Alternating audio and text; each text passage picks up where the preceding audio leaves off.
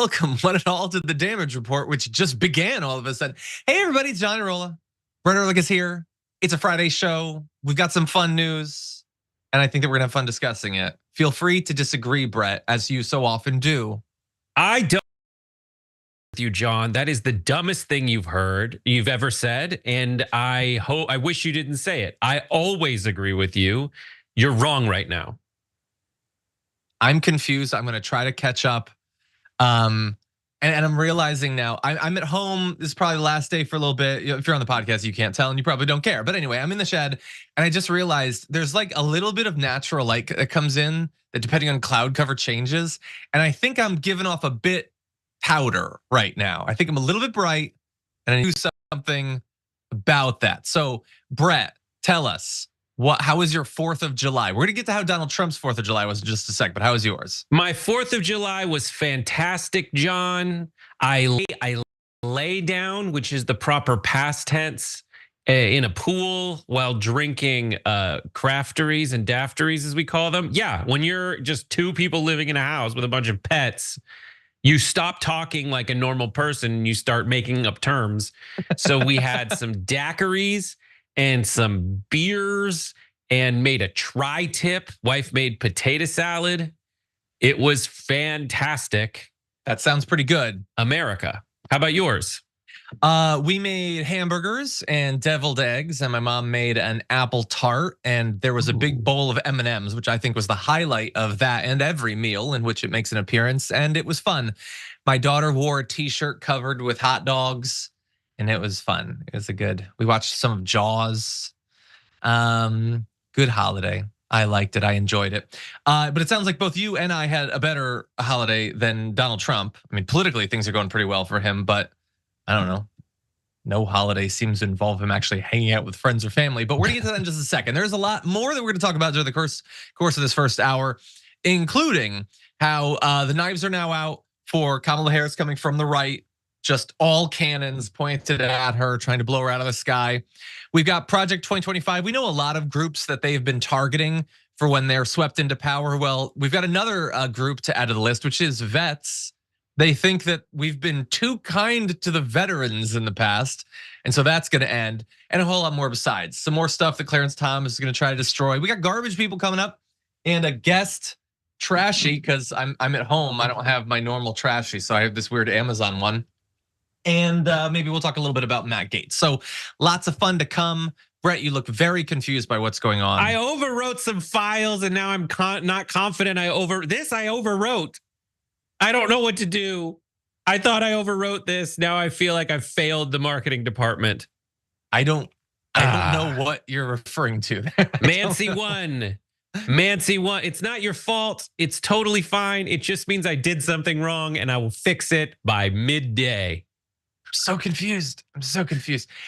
Anyway, we're gonna figure it out, okay? But I think it's probably about time that we transition to talking about some politics or whatever. Some of it people watching the channel will enjoy. Some of it, evidently, you will not. But we're gonna talk about a whole bunch of stuff. So buckle up as we jump into this. We're fresh off the 4th of July. And as always, Donald Trump took to Truth Social to incredibly briefly acknowledge the holiday before using the acknowledgement of the holiday as a means to attack people that he disagrees with. So he tweeted this: "Happy 4th of July to all, including to our highly incapable president who uses prosecutors to go after his political opponent, who choked like a dog during the Capitol D debate, but tried to pretend it was international travel, only 12 days rest. And when that gig was up, he blamed it on a cold. Therefore, why would anyone say he's cognitively challenged?" So very brief acknowledgement of the 4th of July, which would seem to be like, if you're part of a fascistic sort of aspirational proto-dictatorship political movement, like you should probably like pretend a bit more to give a damn about the 4th of July. I mean, isn't that kind of your thing? It's the big patriotism one. And we're gonna turn to patriotism in just a sec, but there he's hitting Biden on a couple of the different explanations that have been provided for why the debate didn't go well. Some of it is honest, some of it's not. They talked about it being a cold beforehand. It's not like they just came up with that days later. The international travel thing, I think, is a perfectly legitimate thing to hit Biden on. The idea that he had done international travel like more than a week before the debate, that no longer seems like a relevant factor. But again, there's like some good points mixed in with him just continuing to be such a weirdo. What do you think, Brett? It's the jig is up. The idiom is the jig is up. And the origin of that idiom is at the end of Shakespeare plays, and those from that era, they would dance a jig at the end of the show. I did not know that. Not the gig is up, you dum-dum. But everything else John said, I agree with. I mean, not that you disagreed with that, but yeah. I don't like that he said he was talking about an actual, like, an event. I didn't think that was the expression you referenced. I thought that was like, the debate is the gig. No, your act is over. That's what it is. The act is over. Anyway, I like that you defined that. When I eventually have my podcast that gets into the origin of idioms, that's one that we're gonna do. But anyway, look, he doesn't seem to be feeling all that patriotic. It's a brand for him, not an actual feeling. But while that's not weird for him, he takes Mother's Day and turns it into a weird personal thing. A lot of people apparently aren't feeling the spirit of the 4th this year, and I can't really blame them considering all of what's been going on. A poll shows that the share of people who say that they are extremely proud to be an American is up very slightly from 2023 and 2024. It's largely within like the margin of error, but still at like kind of a decade low. I mean, it wasn't that high prior to the Trump time, but it has dropped a significant chunk since then. And it's down for pretty much everyone, by the way. Republicans are higher on that metric at 59%, compared to just 34% for Democrats and 36% for independents. So in that, independents look more like Democrats than Republicans. But even Republicans are significantly down. And everyone's pretty much down from like, 2001 when it was like above 70%. And so I don't know if this is something we should care about. I personally find pride in your country as sort of like an abstract, unchanging thing to be sort of weird. But what do you make of it? Yeah, I think everybody should be proud to be an American. The same way I'm like, but it ends up turning into more like sports fandom. Like I'm a Dodger fan, and when they're doing well, I'm more of a Dodger fan. But even when they're not doing well, though it's been like decades, I am upset. I turn into more of that like Knicks fan type person where it's like, why can't we win one? But I still love it. And if anyone else talks trash on it, I call them a jerk face. But I still am allowed to be. I think people need to understand you can be proud of your country, proud of your identity, and also aware of its shortcomings. And just listen to more sports radio if you're looking for inspiration on how to do that.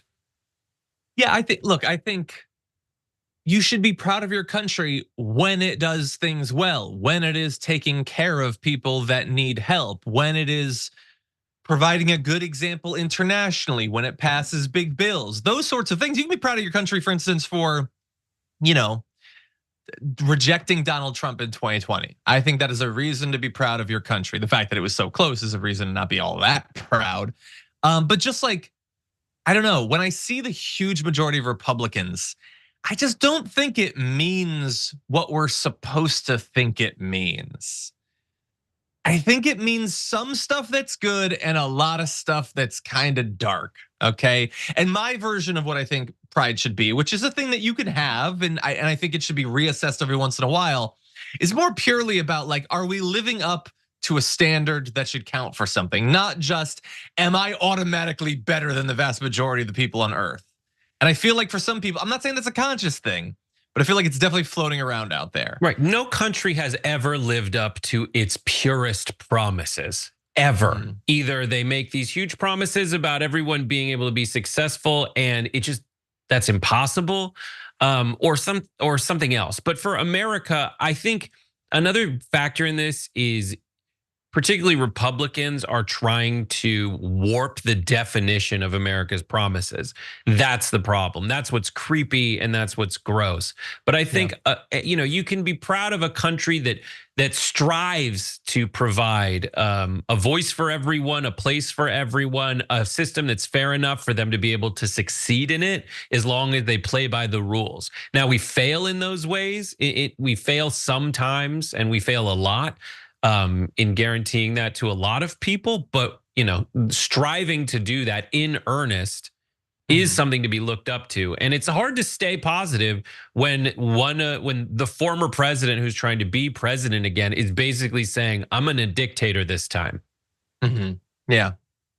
And that so many people, again, whether I have pride for America is not largely going to be based on just what Donald Trump does, but how a significant chunk of our population responds to it.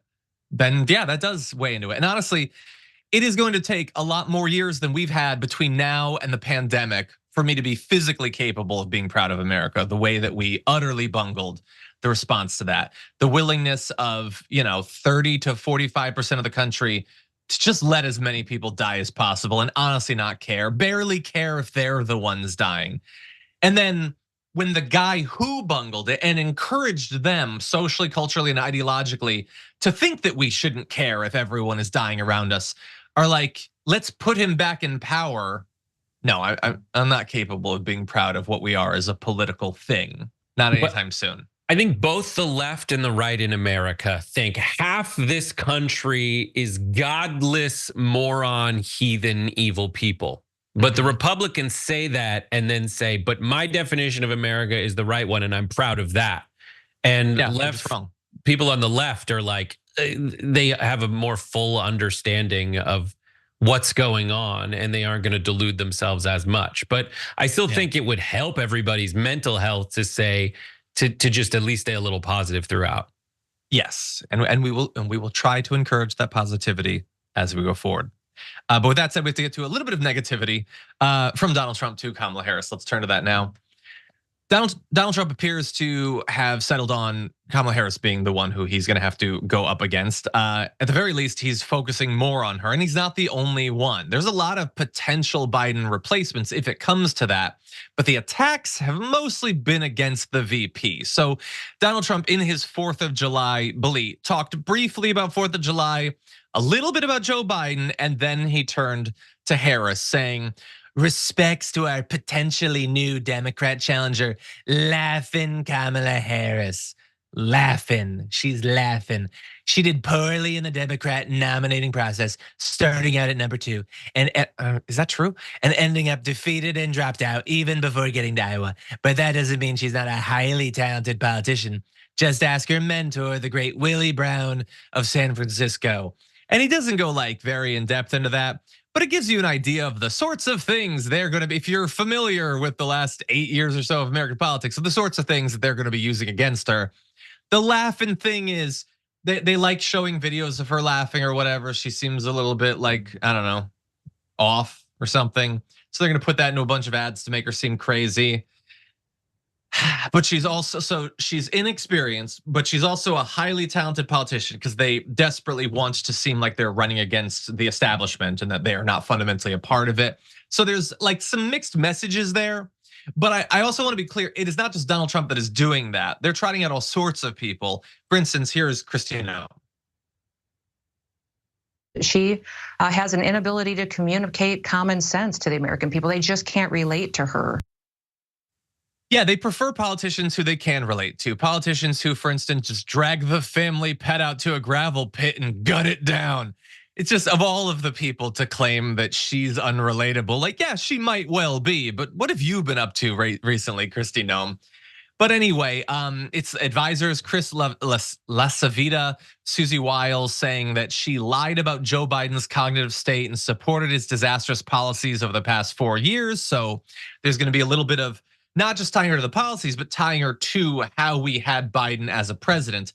And before we comment, I just want to roll out one of their first cracks at an ad against her. So here, this is from, I believe it's from the National Republican Campaign Committee. Take a look at this.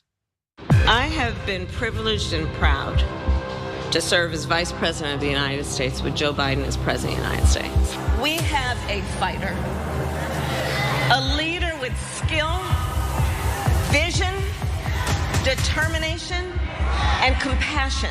The Biden administration did task Vice President Kamala Harris with the issue of migrant crossings, naming her the so-called border czar. Now, migrant encounters on the southern border have skyrocketed since Biden took office. You're confident this border is secure? The border is secure. She's very politically astute. Then Vice President Harris is uniquely qualified. I look to her as a successor. See what can be, unburdened by what has been. Based on what we've just been able to see, and because we've seen it or not, doesn't mean it hasn't happened. But just limited to what we have seen. I can imagine what can be and be unburdened by what has been. You know? That's it.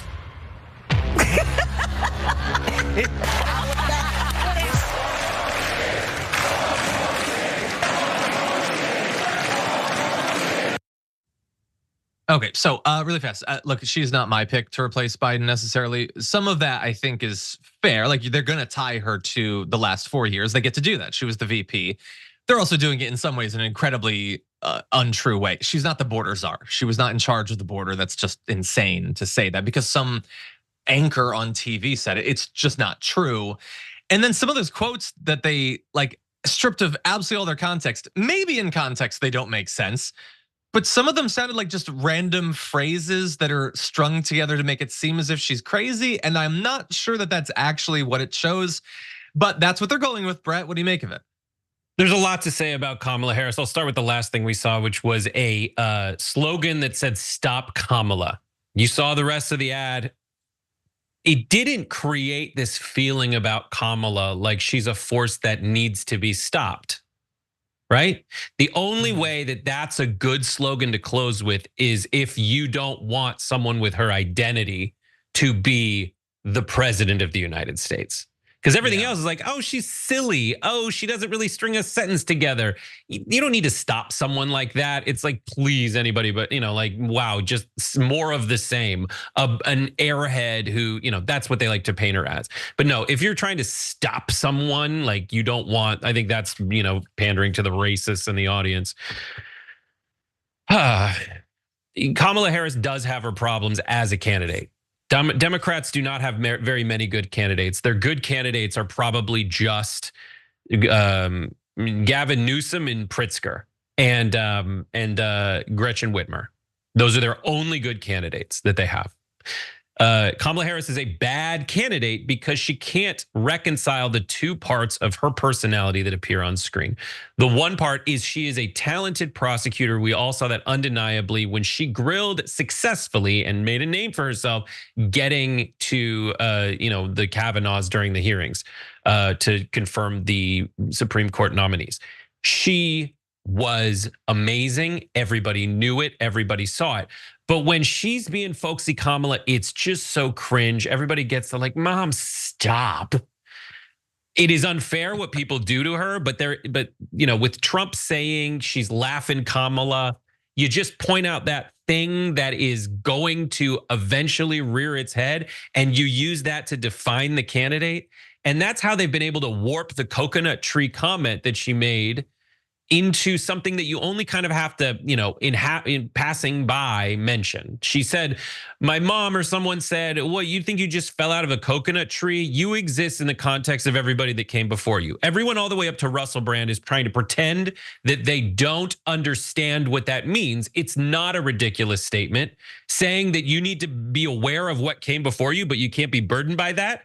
Know your past, but don't let it stop you from accomplishing what you want to in the future. Everybody's pretending she's a psychopath just because she sometimes is very awkward when she laughs. The other thing is, like, everybody's pretending that Kamala Harris kept from America the fact that Joe Biden has some cognitive problems. That's assuming that those two hang out, and I guarantee you they don't.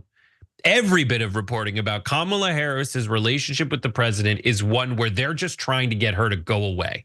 They have boxed her out at every turn. There is extensive reporting on this. So don't assume that Kamala and JoJo are just hanging out all the time. They're not, except when it's necessary on the campaign trail or on the 4th of July. Yeah. Look, so in terms of what she knew or whatever, I mean, I would assume she spent some time with him, but more importantly for the campaign, on the policy, she is objectively the easiest person to tie to whatever you either perceive to be or was bad in the last 4 years. If you want to still run against the administration, her being the nominee makes it the second easiest to do that, other than just Joe Biden himself. But I agree with you. Like, and you saw it in there. Like, they don't necessarily have good evidence to pitch her as the crazy woman or whatever, but they're going to use whatever they have because they're wildly misogynistic, and that's what they like to run against. And that's what the base wants to see. That's why you see people in some cases tripping over themselves to pretend that something is evidence of that, even if it isn't. Whether something is true hasn't meant something for a very long time. Whether it makes you feel the way you want is the most important thing. And so you can interpret quotes whichever way you want. But yeah, if she's the candidate, it's going to be a wildly misogynistic and racist campaign. Nobody should be surprised by that. There is no woman who could be put up that is not going to make it a misogynistic campaign. There's no woman of color who could be put up who isn't going to make it both of those things, because it isn't about her or her record necessarily. It's about them being racist and misogynist. That said, you can oppose her as the candidate for a variety of different reasons. That's just not necessarily what they're going to focus on when they're campaigning against her. But that's what I want to turn to. Yeah. Last thing is just look at Trump's tweets. He just puts a bunch of bait on a bunch of different bait on a bunch of different hooks and lays it out there to see who's biting. And they're going to catch as many dum-dums as possible that bite onto it. 100%. Well, let's turn now to what we have in terms of evidence. If Joe Biden is replaced, and if he's replaced by his VP, Kamala Harris, how would she actually do? We decided we're gonna dive into the most recent evidence as well as the evidence we have going back some time to figure out, would the Dems' chances actually improve? And so there is some good news and some bad news on that front. So according to ABC News, for the most part, national polls have shown Harris doing about the same as Biden in head-to-head polls against Trump going back some time. In a March Fox News poll, Trump led Harris by 6 points and Biden by 5 points. Those effectively are the same thing with a poll like that. And as recently as June 28th, the Data for Progress poll showed the president and vice president each losing to Trump by 3 points, which was also within the margin of error for that poll. But a June 28 to 30 CNN poll found Harris losing to Trump by only 2 points, while Biden was trailing by 6, which is more significant. Now, when you take those polls and combine it with a variety of other factors, these news outlets create their own models for these sorts of things. They think that Harris would have a much lower chance than Biden. They gave, at that point, Biden a 48 in 100 chance to win the Electoral College. Harris has a 31 in 100. The first polls we were talking about, national polls, it obviously comes down to the actual states. And so they're estimating at that point that barring nothing changing, she would have a much worse chance. But that said, I do want to remind everyone of one of the polls we talked about earlier this week. So this was the big poll that shocked everyone with Michelle Obama beating Donald Trump by 11 points. Harris there is trailing by 1 point and doing better than some of the other names that have been thrown around of Whitmer, Newsom, Bashir, and Pritzker, but 1 point worse than Joe Biden, who in that poll was actually tied with Donald Trump. I will say, we talked about that Open Labs poll that had been leaked and sort of was circulating, showing Joe Biden losing like 2 to 3 points in basically every state they looked at. Well, that poll showed Harris beating Trump, but Biden losing to Trump. So that would be the good news. We don't have the specifics on that. It's just sort of being leaked and being reported or whatever. And so the evidence does not indicate that this would be a massive shift for good or ill. There could be some upside. And a lot of those polls were from before the debate. It's possible that her numbers haven't improved, but Joe's have gone down, which would make her seem like a more appealing replacement potentially. And were she to be the nominee, it is possible that she could change the way the public thinks about her in a way that it's been difficult for her to do as VP. So there's a lot of stuff. Brett, what do you make of this? Okay, so in those polls that you ask people, the one you showed, the Reuters Ipsos poll, if we could put that back up, graphic 8. Look at the size of the people who don't know. That is the key. That is factor one. People, if you ask them a question, they're like, I know already. That's gonna backfire. Known quantities going into this don't give you an opportunity to let the talent of your candidate take hold and win people over. The most dynamic candidate, I don't care if you like him or hate him, is Gavin Newsom. Also, he did have a very long relationship and dumped Trump's daughter-in-law. So he is part of the extended Trump universe, and he has tooted and booted Kim Guilfoyle into the arms of Donald Trump Jr. That is the kind of alpha bro sigma type dominance that will beat Donald Trump in a head-to-head, hands freaking down. That, and he's a hottie patati with a banging body. Like, these are the kinds of things that will beat Donald Trump in a head-to-head debate format if it goes forward. People are talking about Andy Beshear like he has this magic sauce to be a Democrat who wins in a red state. His dad was governor. His dad was governor of Kentucky. The secret sauce is not his ability to bring the two sides together. His secret sauce is name recognition and the state he lives in. His last name. So that's the last thing I'll add to that. I think, look, there's a lot of pros and cons for these candidates. I think with Gavin Newsom, one thing that might help is I was looking, I think some commentator for the New York Times is breaking down one of their polls after the debate, and they showed that the big movement that people saw in Biden versus Trump after the debate, he actually improved his position amongst women following the debate, which is very interesting. No, Biden did slightly, but he lost a ton of men. And so the overall result was that Donald Trump benefited by, I think, in that case, I think it was 6 points from right before the debate to after the debate. 6 points was the difference. And it was basically all men. And so I don't know, maybe someone like Gavin Newsom would give you the best chance with men who, for some reason, are super sensitive to these sorts of things. I don't know exactly why. You just but really fast, let me throw out one other thing. Here is why it seems like the Trump's team is a little bit worried about Harris. So they say Harris would help turn out more women who historically vote in greater numbers than men already. Harris, armed with Democrats' abortion message, which worked well in off-year elections, could leverage the nation's gender divide, okay? Another concern specifically has to do with vitality and energy. Harris is 2 decades younger than Donald Trump. She would look very vigorous, not just in comparison to Biden, but in comparison to Trump. And Trump's advisors, I love this, worry he has no filter and recognize that attacking a Black American, South Asian American woman could backfire among swing voters where they think they're making inroads. He'll say wild stuff about her. That said, he did that in 2016. Maybe it hurt him, I don't know. It doesn't seem to have hurt him that much, but yeah, there would be some wild things he would say. He would definitely verge into incredibly racist territory, so that could hurt him. And so that's some of what they're throwing out. What do you think about their concerns about Harris? And do you think they'd be more scared of Gavin Newsom? I think everybody's more scared of Gavin Newsom because he's a television star. And Kamala Harris, if she is a prosecutor the whole time, she has this thing where she wants to soften herself. And when she gets nervous, she giggles. That is, if she can fix that, great.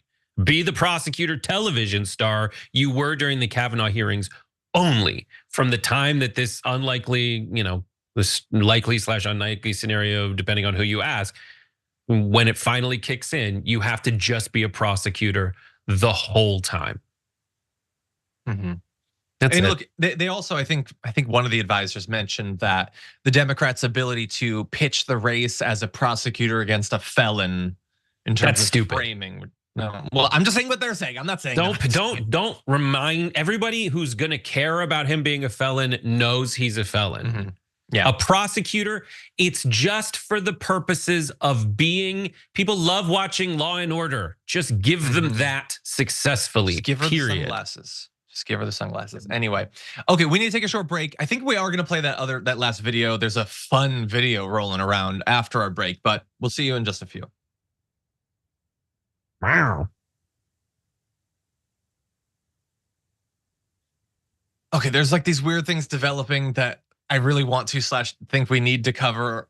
So I think we'll play the video on the other side and then we'll see what we can get to. There's just some interesting stuff happening. Okay, you know what else is interesting? Duncan Hunter is interesting because Duncan just gifted 5 Damage Report memberships.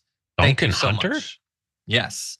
Casey Cruz, thank you for being here as a member. Joe Winterton gifted 5 memberships. I love it, thank you. Sinners and Saints Mud Dragon, a member for 14 months, says, since your lighting is extra bright and ethereal, I expect angelic choir, parting clouds, and good news. Please and thank you, St. John. Thank you, but I think I got the dynamic range to a kind of normal place. If you guys are interested in a chorus of angels, just wait until you hear the music in my garbage person videos. Oh no. Yeah. Oh no. Stay tuned for the aftermath. Yes. Next TYT reporter says in the members' comments, that's called glow, John. You're glowing, maybe.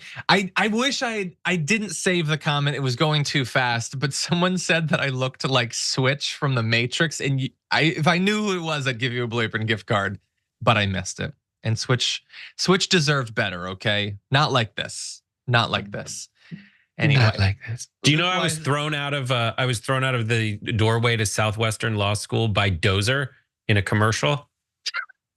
No, I did not know that, actually, oddly enough. That is cool, though. Yeah. Okay, let's see. Benjamin Morrill says in Super Chat, 44 million American voters are racists. What other reasons would you vote for Trump? We need to stop thinking that is not the case. Proud, no. Well, I mean, I can think of other reasons too. I think that's a powerful reason for a lot of the races. And I also think that there's far more than 44 million American voters that are racist. Not all of the racists vote for Trump necessarily, but there are a lot of them. Christopher Gothberg says in a super chat, I think the most patriotic thing a citizen can do is criticize their country and want it to be better. I agree. I have referenced this 87 times on the show, but I still remember back in the day, this is probably 20 years ago, reading Al Franken's book. And I think his foreword or whatever talks about love of country. And he talks about how liberals love America and how conservatives love America. And the metaphor that he used was how if like your mom has problems, liberals love America like the family that does an intervention because they love their mom and so they want their mom to get better. And conservatives love America like the family that will refuse to criticize the mom and get mad at anyone who does because how dare you? That was the metaphor he used. I don't know. You can track down the text. I thought it was powerful. Anyway, how much time do we have? We have 1 minute. Okay. Dreamer76 says, I can say that I'm not proud of the American government. Brett, have you ever been proud of the American government? Yeah, hella proud. When was the last time you were proud of the American government? All the military spending. We have the coolest tanks and trucks and rockets and bombs. Anyone who's ever gone understands. Have I been proud of the American government? Yeah, sure. I've been all the time. I like what is good. I like a good speech. I like Medicare. I like Social Security. That's true. I mean, that's been around for a bit, but yeah, I agree. Yeah, I agree. When we killed the aliens at Independence Day, that was pretty cool. Welcome to Earth. Yeah, is what I say. Yeah, I don't know. I yell up yours at the sky all the time because of that. Yeah, yeah. Hello, boys. I'm back. That's how I enter everywhere I go. No, I did watch that in the 4th. That movie holds up so well. It's just a very well done.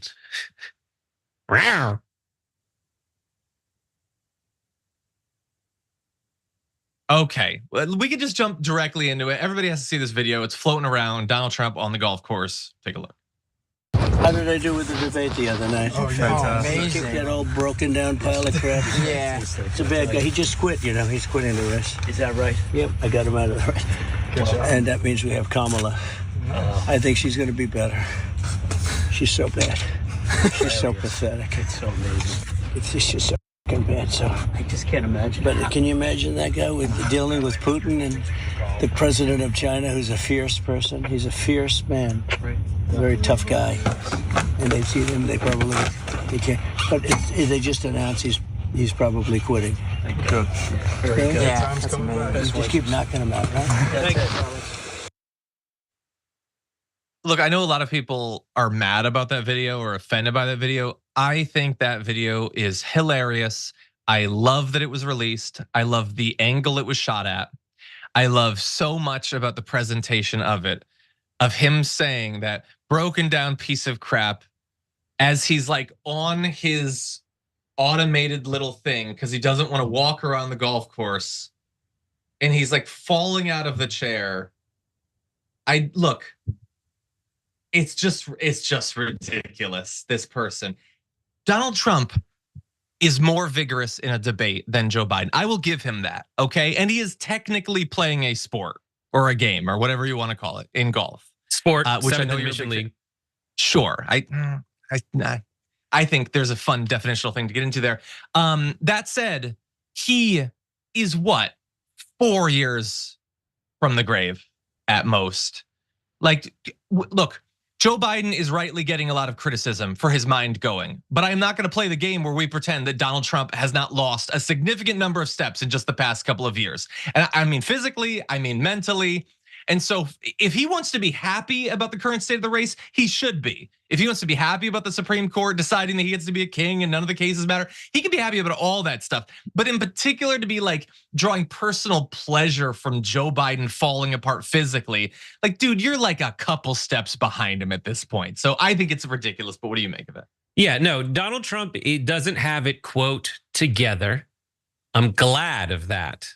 But I still wish he had it less together than Joe Biden, because then all the stupid crap he wants to do, he just wouldn't mentally be able to accomplish it. The problem is he's just alert enough where he could potentially do some of that, Project 2025 stuff that he's already prepping to do. Because if you'll notice, he already put a 47 on his sleeve, dubbing him the 47th president of the United States. Ridiculous.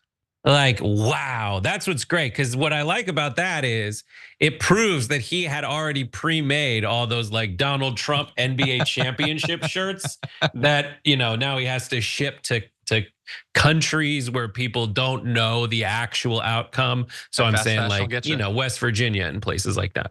100%. Yeah. Just kidding. That's funny. That's the similarity between Trump fans and like people in impoverished nations who get donated like the Super Bowl shirts that were made in case the losing team actually won. Mm-hmm. That's them right now. I just look on the substance there. He's like, can you imagine her standing up to Putin or to Xi? Can I imagine you? You were in office for 4 years. When did you ever do that? Like, it's just so ridiculous. Like, she would lack the temerity to say, I fell in love with Xi. I fell in love with Kim Jong-un. Oh, and him riding that bear around without his shirt. Amazing stuff. When have you ever stood up to anyone tough? Like, you stood near them, yes. And maybe Harris would do terrible next to them. I have no idea. But you have literally never stood up to them in any way. You worship them. You love them. You suck up to them. And so again, it's like you can criticize Biden, you can criticize Harris. We do that. He is the worst at doing that because he's terrible in all. It's just projection. That's all it is. Okay, let's move on to our next story. And I'm gonna be, actually I was thinking of the one after that. Let's turn to this now, actually.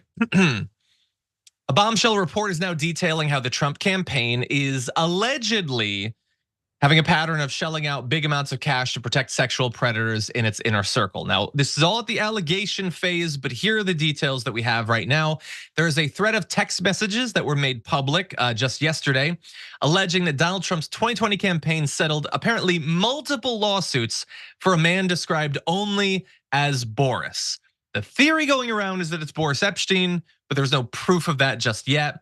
But these messages were revealed by AJ Delgado, a former staffer on Trump's 2016 campaign, who was embroiled in a lawsuit against the current campaign. She alleges that she was taken advantage of and raped by her former superior, Jason Miller. Jason Miller is a senior advisor to Donald Trump, literally right now, still, despite all these allegations.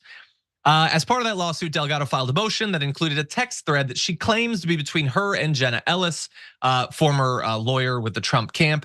And what you can see in that, the text is gonna be too small, but Delgado says, Jenna, between us, do you know of anyone who complained of gender discrimination or sexual harassment in the 2020 campaign? Do you know if the 2020 campaign settled any potential lawsuits regarding such? Please tell me the truth. Thank you. And Ellis appears to have actually done that, shockingly, saying, yes, off the record, Boris. The campaign settles multiple suits. Have your investigators subpoena Michael Glausnet. I will, of course, tell you the truth. We may not agree on everything, but I support you. And this is the second time that the texts were submitted as evidence by Delgado. The Trump campaign's lawyers had asked her to resubmit them without names redacted, and an offer to mark them as confidential appeared to be ignored. So again, people think that Ellis is referring to Boris Epstein, who had been an analyst for the 2020 campaign, and who apparently, again, is still in the inner circle, just as Jason Miller is. And so we don't know exactly what those lawsuits might be, but if it is Boris Epstein, He had been accused of repeatedly groping two sisters at an Arizona bar in 2021 until a bouncer and cops intervened to remove them. Epstein was slapped with a trio of sexual misconduct counts, but they were later dropped, and he instead pleaded guilty to a disorderly conduct charge. He paid a fine and agreed to go on probation, but served no jail time. According to the women, he had gone up to them and touched them inappropriately, grabbing them by their waists and pulling them to his crotch. And maybe we'll get into the other historical sexual harassment suits that were made to simply go away. So again, all of this is at the allegation phase, but these two guys are still in the Trump camp. And so you can imagine why this is so significant. What do you make of this, Brett? Yeah, if only someone who helped produce the show today had made a video showing Boris Epstein totally, allegedly groping people. That was supposed to play immediately faster than it is right now on my screen. However, yeah, Body Cam Central on Facebook, you can see it on the breakdown Facebook page. You can actually watch the body cam of that day of Boris Epstein absolutely getting detained by police officers so that he has to sit down after the allegations that night. It was actually inside the bar itself. They caught him that night and sat him down. You can watch the video. Yeah. With these kinds of things, the question is it's basically they are who we thought they were, right? I mean, do I need additional information about potential alleged misconduct by Boris Epstein to show that Donald Trump's camp is full of sexual predators? No, Donald Trump himself has essentially been found liable by for doing sexual misconduct. He's bragged about it. It's the vibe. It's actually been sewn into the brand. And so, I mean, whether it's one of those things I don't even need this to know that these guys are trash. 100%, yeah. Yeah, that's a good point, because normally this would be a big scandal for a politician, but he was found liable for sexually abusing someone earlier this year and nobody cares. So I guess you probably don't care about this if you don't already care.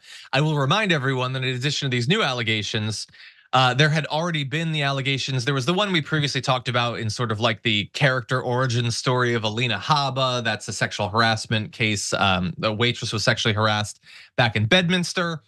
Rob Porter was accused of physically abusing his wife. Trump has no problem with it whatsoever. Corey Lewandowski was accused of making unwanted sexual advances. That didn't hurt him seemingly at all.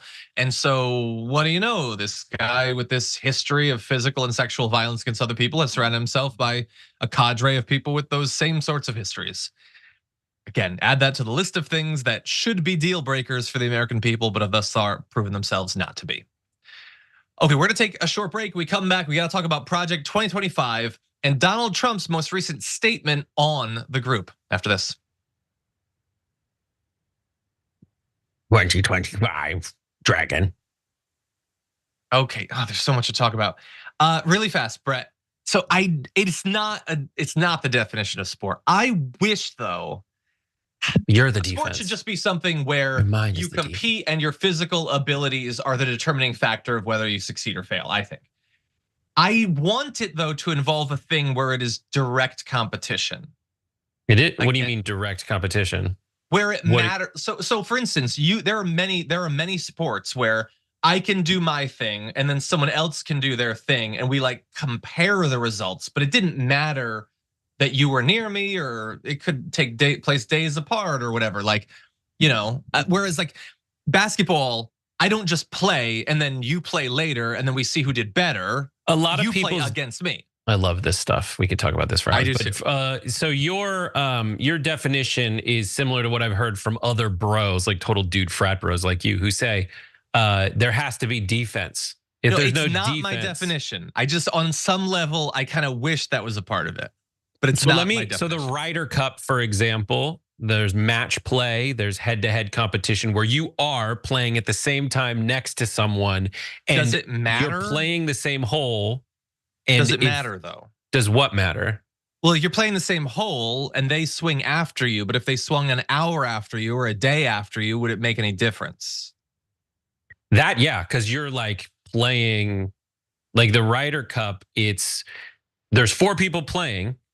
It's 2 versus 2, and you keep score on every hole. So if I win the first hole, I'm up 1. My team is up 1 against your team. And there's a lot of strategy like that. But I would say it is a sport. You don't have to run and stuff, but I think it is and it is on the same day that you're playing. Like golf tournaments are for the first 2 days. There's a lot of people. At a certain point after the Fridays ends, then we say, all right, there's a cut where it's like, if you didn't do this well, just go home. Sure. The rest of the people for the next 2-day play against each other, and the way that they pair the people, the leaders. No, this is for a normal golf tournament. The leaders, so number 1 and number 2 are the people who are winning, are the last folks to tee off.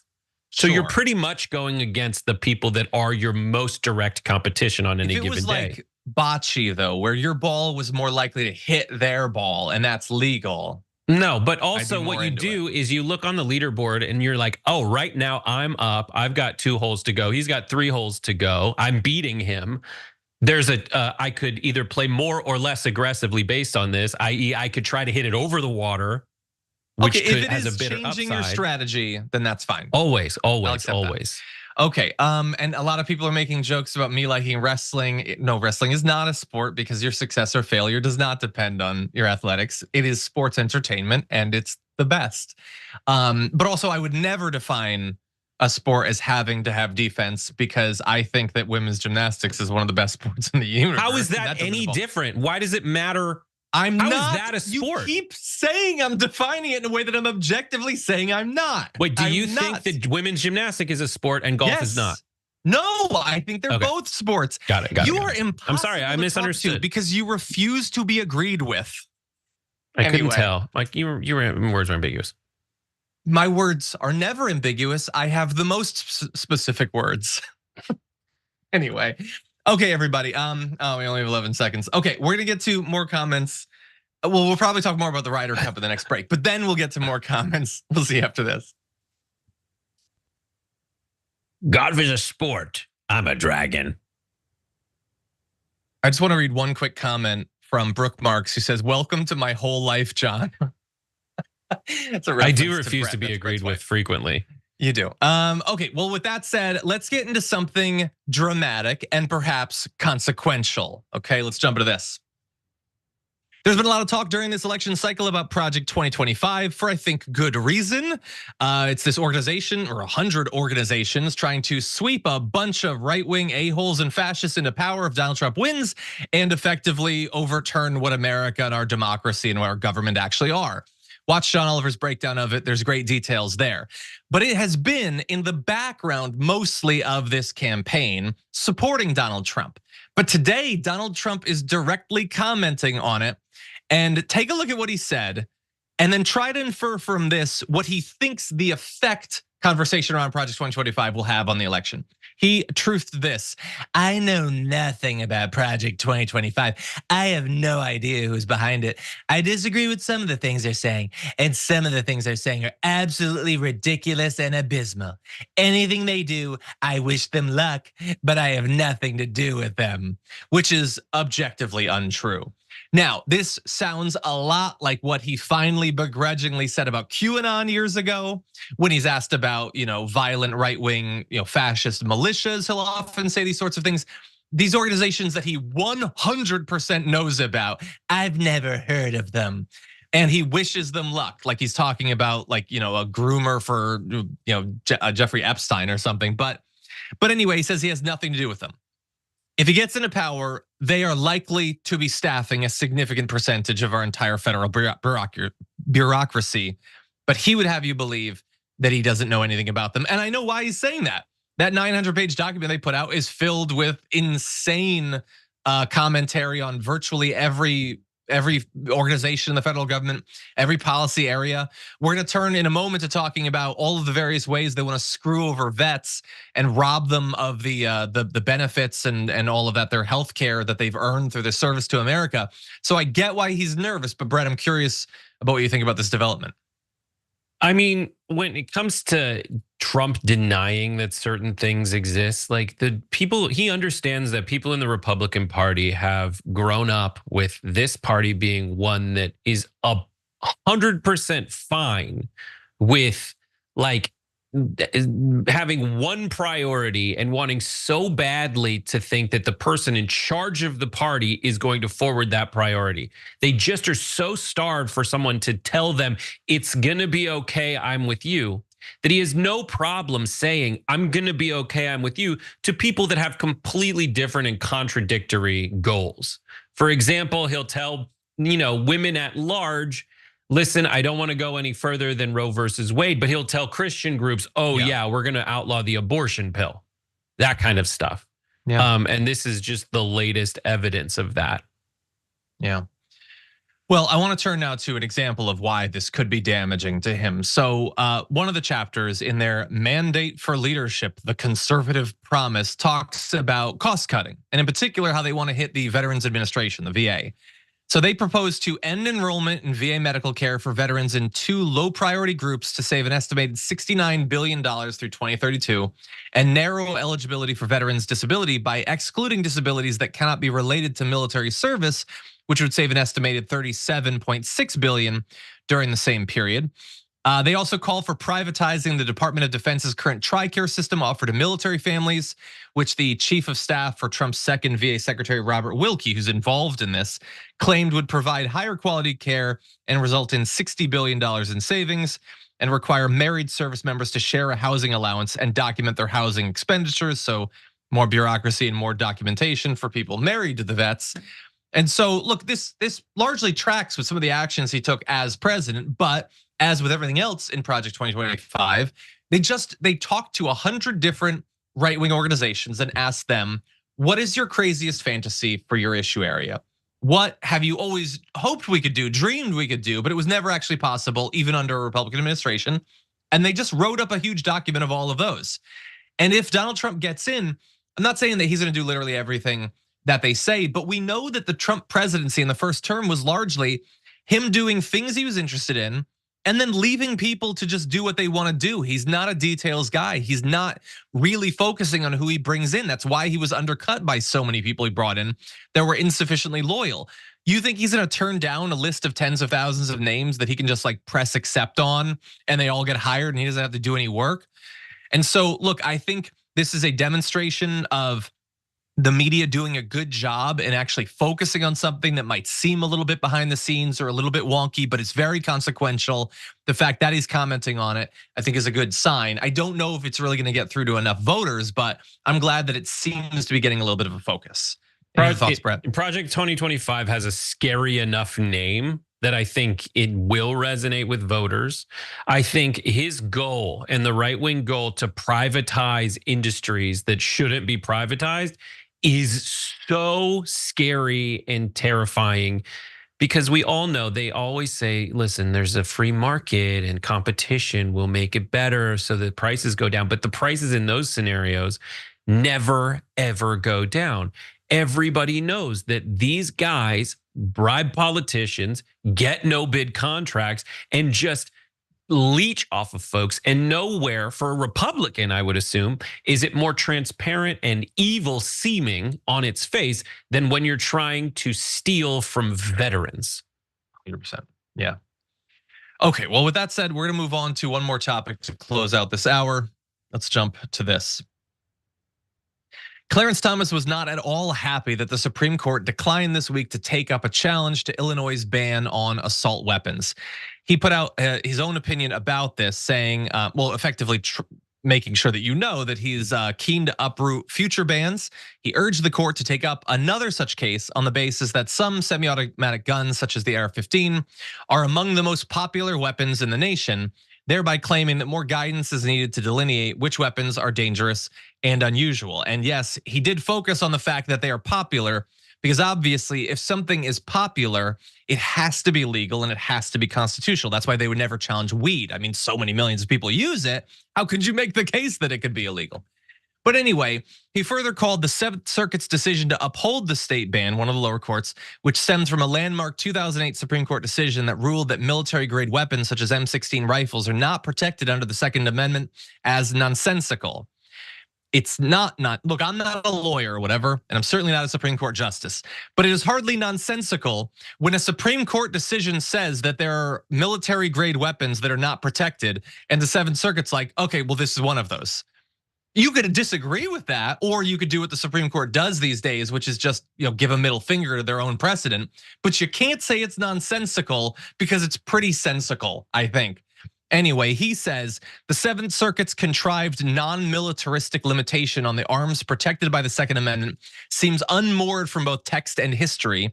It is difficult to see how the Seventh Circuit could have concluded that the most widely owned semi-automatic rifles are not arms protected by the Second Amendment. Again, there is no ideology or philosophy here. There is just, they've sold a lot, people like them, thereby, like, how could you say that it's illegal?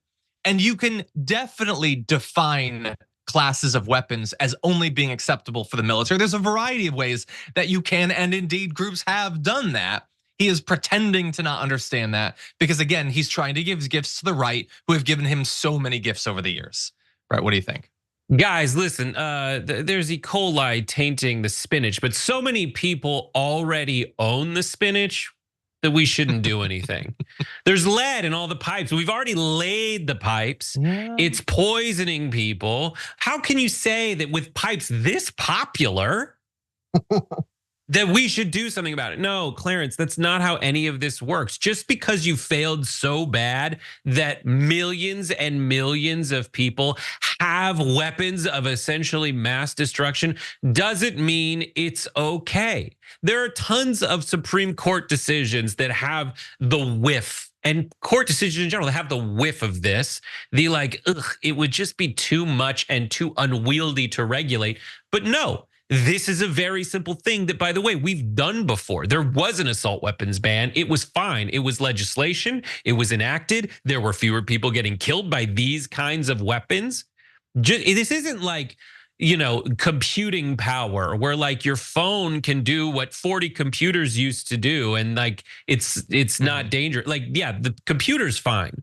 But the thing that can do what 40 guns can do is more dangerous. And that kind of dynamic is one that separates the normal kind of weapon that you can own as an individual versus what is for government use in a military standpoint. And that difference is already made and in action on other things that just aren't as easy to buy at a gun show. Yeah. Look, I just think it's such a weird way to argue. Like, it's popular, thereby it has to be constitutional. I don't know, like, so many people have nuclear weapons already. Why shouldn't we let them have them? Let's not even focus on guns. Let's come up with a totally random other issue. Like, imagine if there was a medical procedure that millions of people had for decades. You clearly couldn't outlaw that, saying it's unconstitutional, right? By the way, the Illinois ban came into effect after a shooting at the Highland Park in Chicago. 7 people died, 48 others were injured. There are also bans on large capacity magazines, things that let you convert basically semi-automatic weapons into automatic machine guns. He's not gonna care about any of that, by the way. He joined the majority decision to overturn the ban on bump stocks and dissented from a ruling barring domestic abusers from owning guns. He is out of his mind when it comes to guns. And I know it's hard to remember that because there's so many other areas in which he is absolutely insane. But on guns, 100%. And he didn't get what he wanted here, but he could well in the future. Okay, that's all the time we have for the first hour of the show. Thank you everyone for being here. Come back for the aftermath. We'll be throwing away our garbage people of the week and more after this.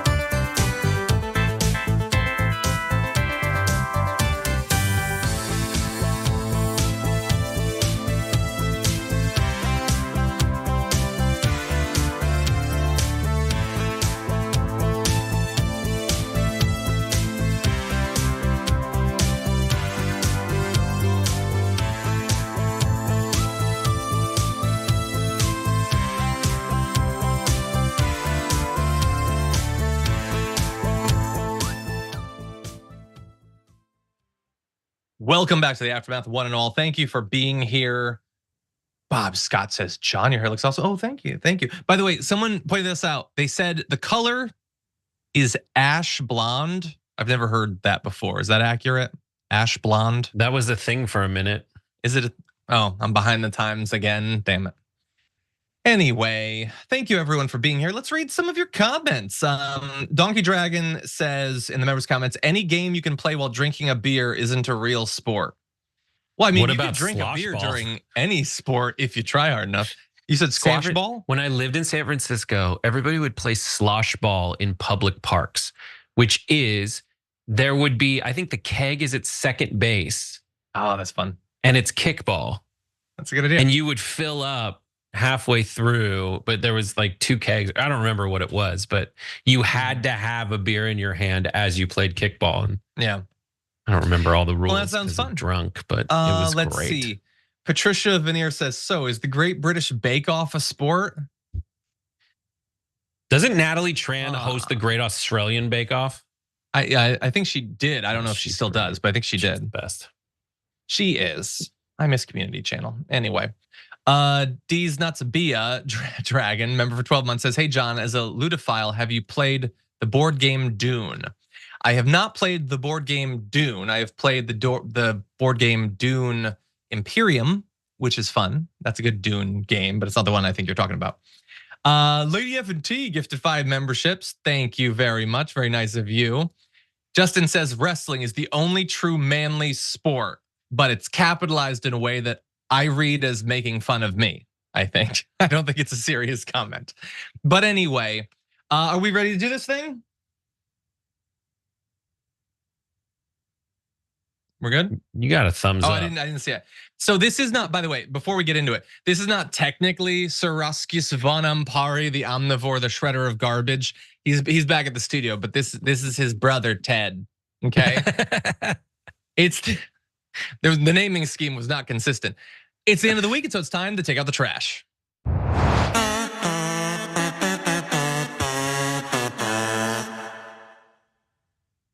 Brett, who is your garbage person of the week? My garbage person of the week is Mark Zuckerberg, who, it had been a year. People weren't sure he was still doing this, but yes, indeed, for those wondering, he did release another wakeboarding on the 4th of July video. Take a look. Born in the USA, I was born in the USA, I was born in the USA, I was. So obviously we can't use the actual music that he played. It was Bruce Springsteen's Born in the USA. Wait, was that not Bruce Springsteen? Believe it or not, that was me this morning. And that might be what made the cats throw up this morning. Mark Zuckerberg in a tux. If you just said like some dude in a tuxedo, wakeboarding, drinking a beer, holding an American flag, many of us would say that is the coolest.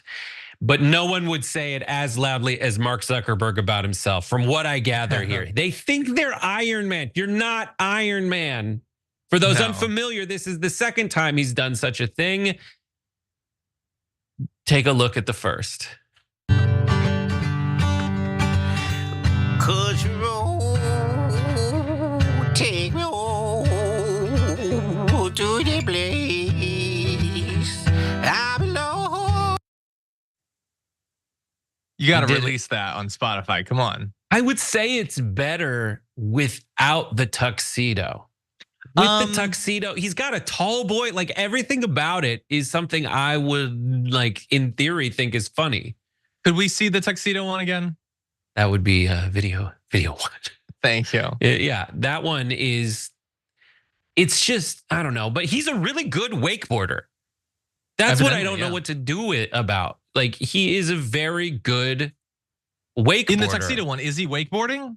Or is he just on like a boat? Okay. He is wakeboarding without holding on to anything. He is just riding. Very impressive. Very impressive. Yeah, look, there's something about it being Mark Zuckerberg.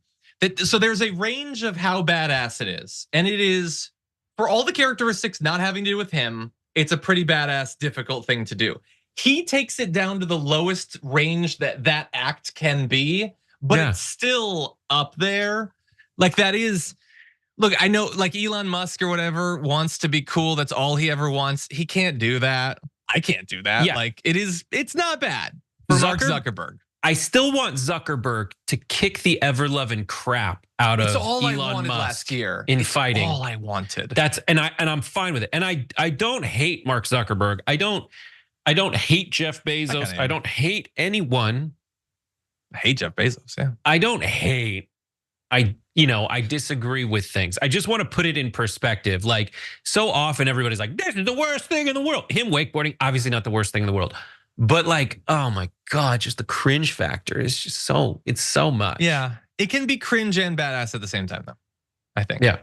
But yeah, but let's balance the scales though. The fact that, Threads is now a year old and they have effectively killed politics and news on it. Like screw him, screw Threads, screw Instagram, screw Mark Zuckerberg. I hate what they've done to politics and social media, not just in this case, but going back like more than a decade. It's terrible. It's absolutely terrible. I had my first successful thread, John. You want to hear it? What's that? Terrence Howard is not a mathematician. He just hates the number 2 because he said he's had a grudge ever since he said no to Iron Man 2 and it cost him $40 million. Something like that. Okay, that's not bad. That's not bad. Okay, good garbage person. I like it. My garbage person is chosen not just for who they are, but what they're against. Take a look. Just imagine being married to me. I mean, my poor husband, he rolls over. He's like, what are you reading? And I feel like a regular wife says something, I don't know, maybe a love series, Nora Roberts, sweeping her away. Me, on the other hand, he rolled over, he asked me, and I said, oh, I'm reading a flat earth theory. And he was talking about the earth curvature and science. And I said to him, listen, I'm not a flat earther. I'm not a round earther. Actually, what I am is I am somebody who has left the cult of science. I have left the mega church of science because what I have now realized is that science, what it is actually, if you think about it, is a pagan faith. I love taking a point that you're gonna make that you clearly think is clever and adding in the phrase, if you think about it. That just goes without saying for everything I believe. I thought about it at least a little bit. You thought it was noteworthy in this case that you'd thought about it. And I'm not sure that you did actually. I think that you made up thinking about it.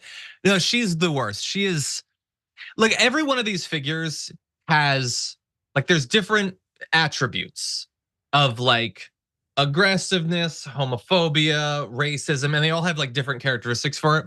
She's just pathetic. Like she's almost one of the purest forms of a grifter in that she tried to do like a traditional political grift and it didn't really work for her, I guess. And she got on the outs with some of them.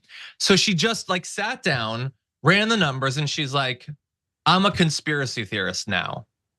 Like there are actual conspiracy theory grifters who don't know any better. That's literally the best they can do with their mind is to believe all of this stuff. She like does it in a very like, I don't know, almost an academic way that she's like trying to come up with her platform of conspiracism where she's now throwing around terms like round earther and cult of science and all that. It's just, it's so fake. It's so constructed and artificial. And I'm not saying that she actually is particularly clever or anything like that, but she's playing dumber and more conspiracist than she actually is. What do you think? I mean, how could it be a pagan religion when there's a literal God particle? Query me that if you think about it, whether shove it up your boson. Like, oh my God. It's so funny. I was thinking about this.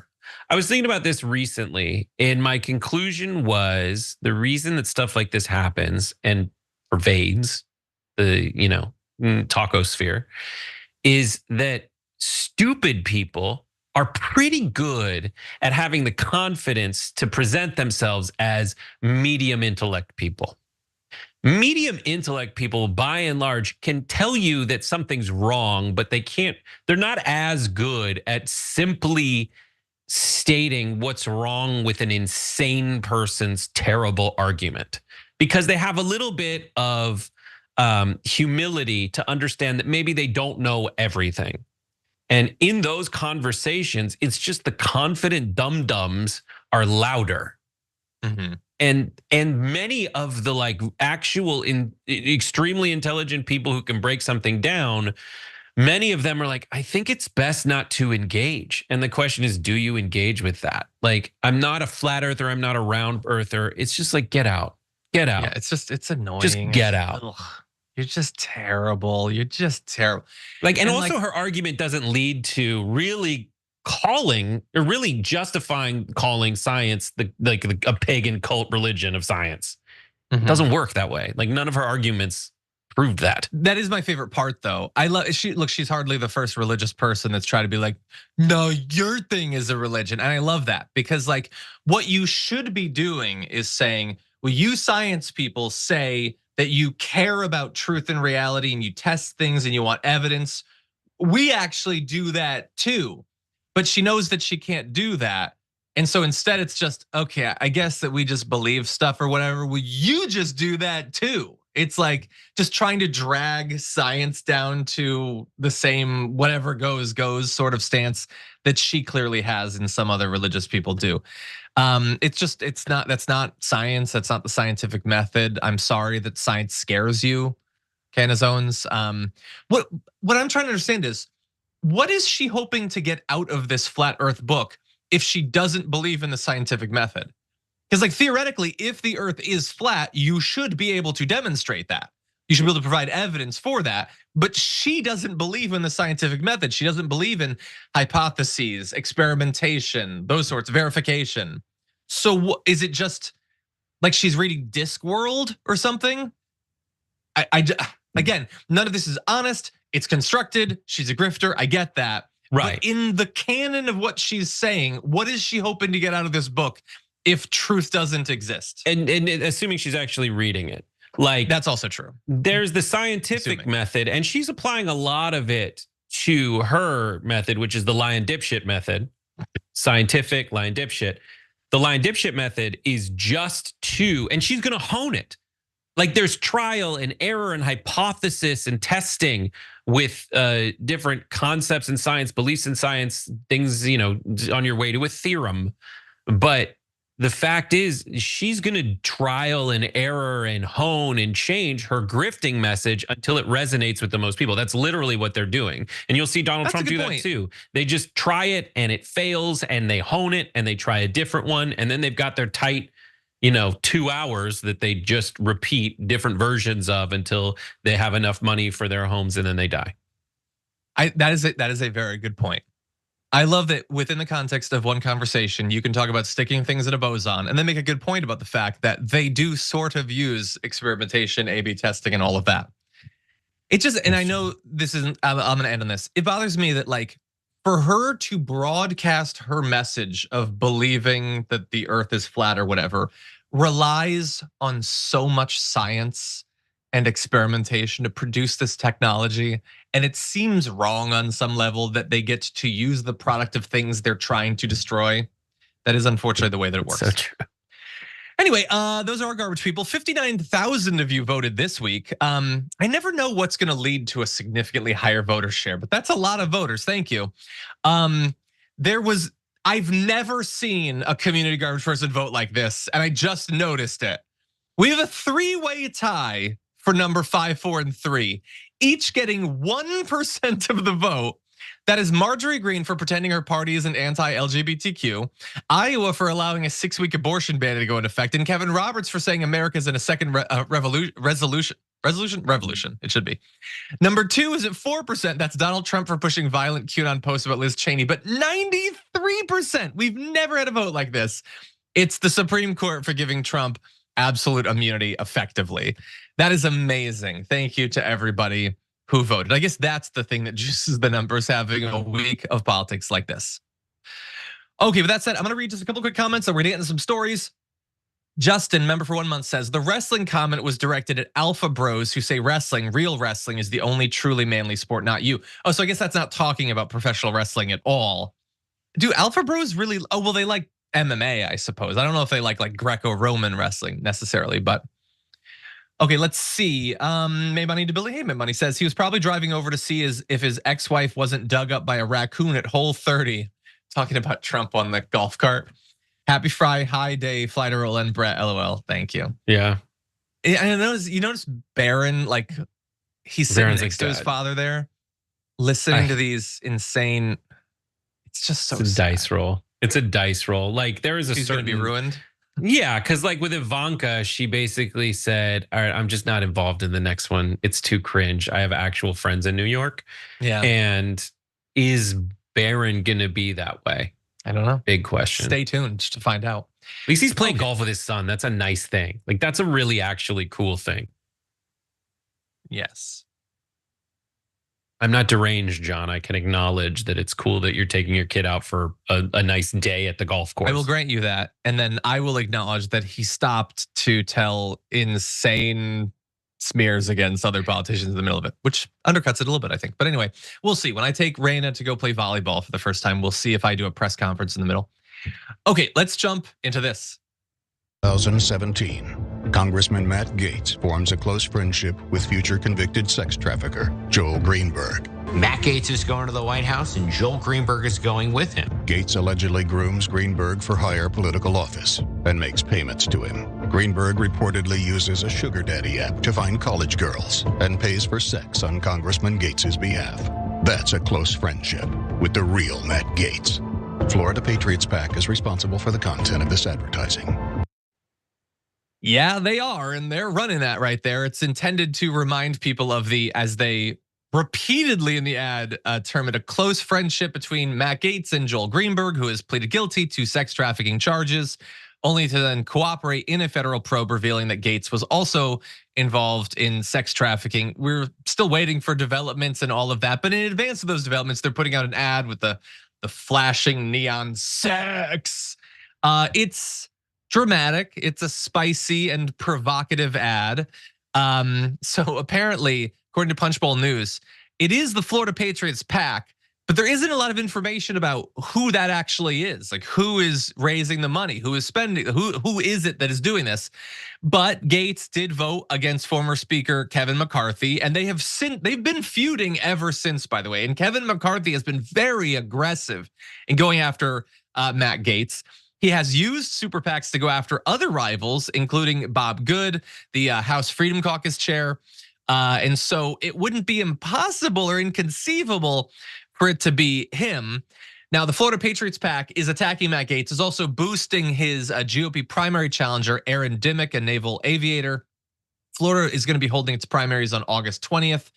I find it very hard to imagine that he loses that. I think it's gonna take more than ads like this, but that friendship is super suspicious. It is theoretically damning. And while we may never find out exactly what happened between them and all that, it doesn't leave you thinking he's awesome. It doesn't leave you thinking necessarily that he's a great guy. And so I think it's fair to point it out, but what do you think?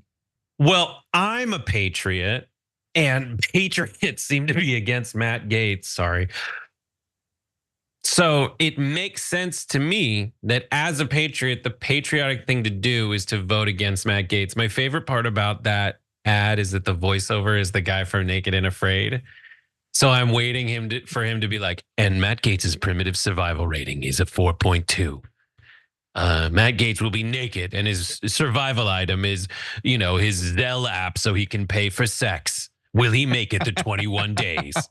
It's amazing. Like, is that actually the same voice? It's the exact same voice. I did not know from that. The Naked and Afraid voiceover. It makes me so happy. Matt Gaetz will be lost. He will be locked up alone with one other person. They'll be naked in a Boca Raton motor inn.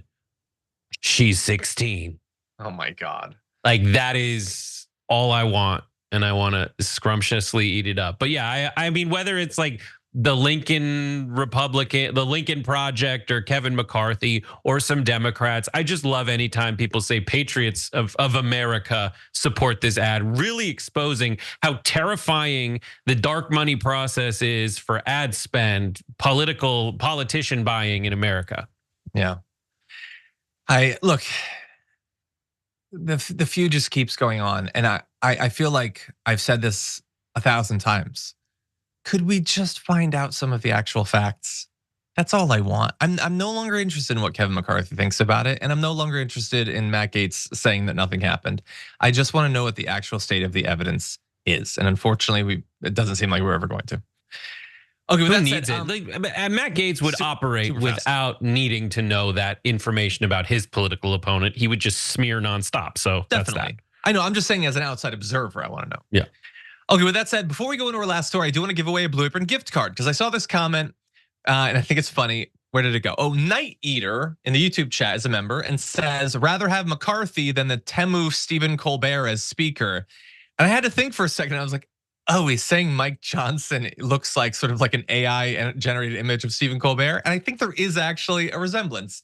No, so the Temu version. Temu is the like app where you can get like really crappy versions. Stuff. Yeah, no, totally. I got that. That's what drew my eye to it. I thought it was Temu. I didn't know it was Temu. It reminds me of the League of Legends guy. But anyway, Night Eater, send an email to rewards@tytnetwork.com, and that could just set up with the Blue Apron gift card. Just send your handle as well. And with that said, why don't we jump into our final story, starting with this. Searched you at the exact time where I knew where the money was, because I seen you kept going in between your legs, and then every time everybody put all of the attention on me, you kept moving. I don't know if it's in your door, I don't know where it's at, but just like, look, I don't even care to find the money, but how you know for a fact. Look. Right. Come here. Come here. Come here.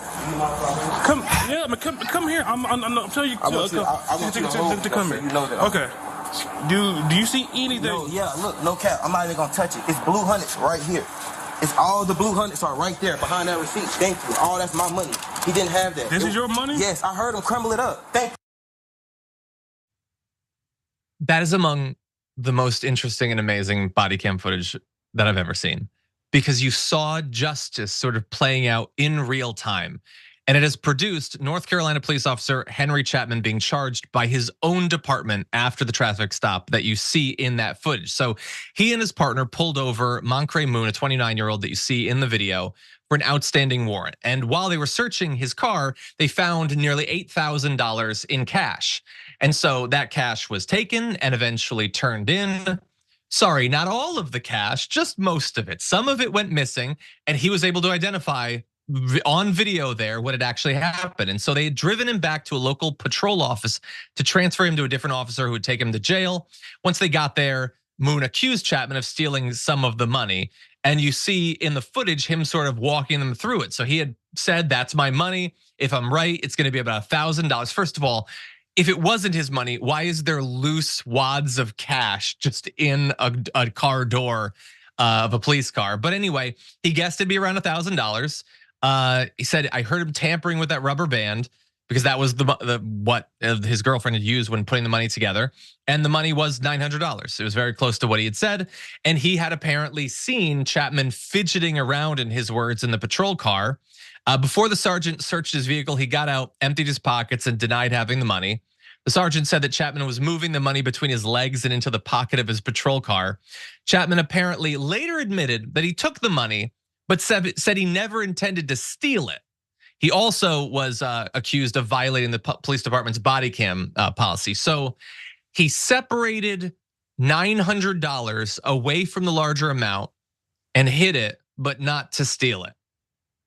That is not a very sophisticated argument or defense, and so no wonder it didn't work for him. He was arrested, placed on unpaid leave, but resigned from his job the day after. He had been working with the department since 2009, and you can see him right there. The Charlotte Mecklenburg police chief says, we're deeply disappointed because of what happened there. And yeah, I would be too. But you love to see a little bit of justice. Didn't involve any violence. It involves a cop trying to get away with something and being caught out in a way that is indisputable. I love it, Brett. What do you think? This is called civil forfeiture when it's slightly more sophisticated than this. And it leads to thousands and thousands of dollars just kind of disappearing through traffic stops and the like, and just kind of making its way into the ether.